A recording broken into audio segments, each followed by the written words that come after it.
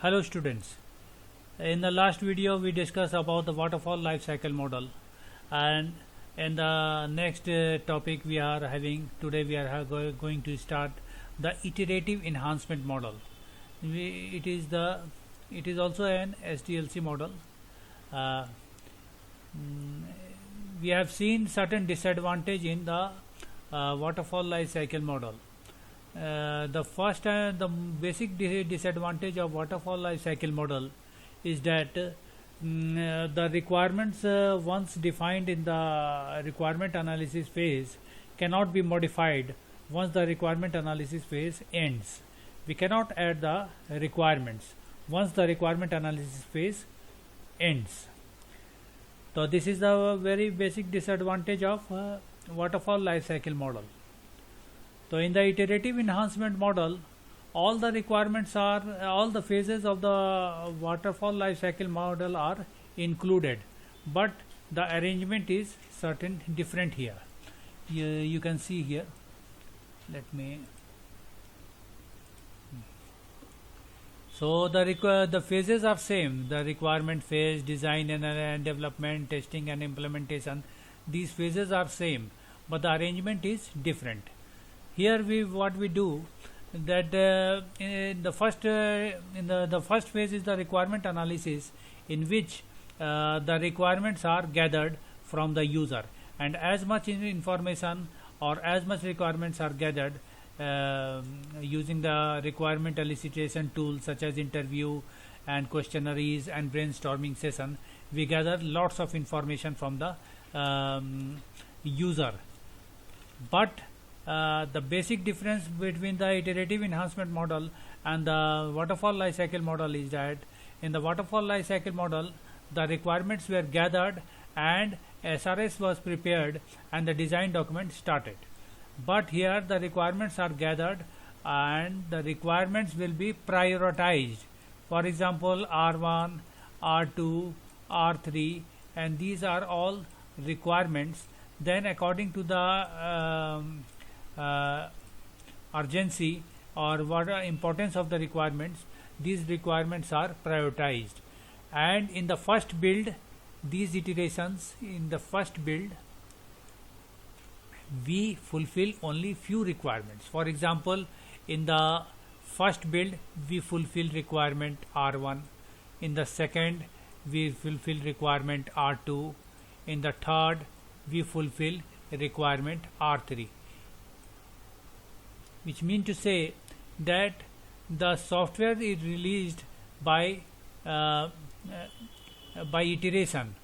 In the first iteration or build 1, only a basic model of the software is created, a basic software is created in which all the essential requirements are added. Then in the next version some more requirements can be added. In the third version some more versions can be added. So these requirements are added in cycles or by iteration. After the requirements are fulfilled, these phases are same as the waterfall life cycle model: design and document, development, testing phase, implementation phase, and maintenance phase. These phases are same, but the only difference between the iterative enhancement model and the waterfall life cycle model is that in the process of requirement gathering, the requirements are gathered and prioritized, and after the priority and the importance of the requirement, these requirements are fulfilled in the first version of the software. Then new features can be added in the next version of the software.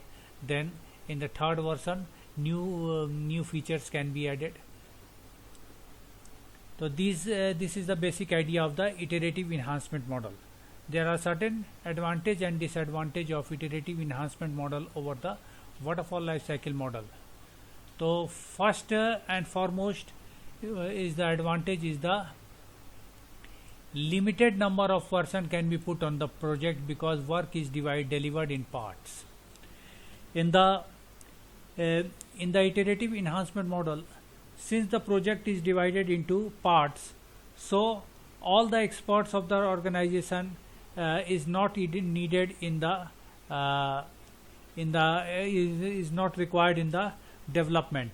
So some of the experts can be engaged in other projects, whereas in waterfall life cycle model, since whole project is building at the same time and all the requirements are fulfilled at the same time, then all the experts are involved in the project.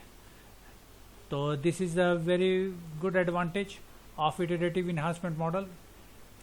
Another is the product is delivered in parts, so the total cost of the project is also distributed.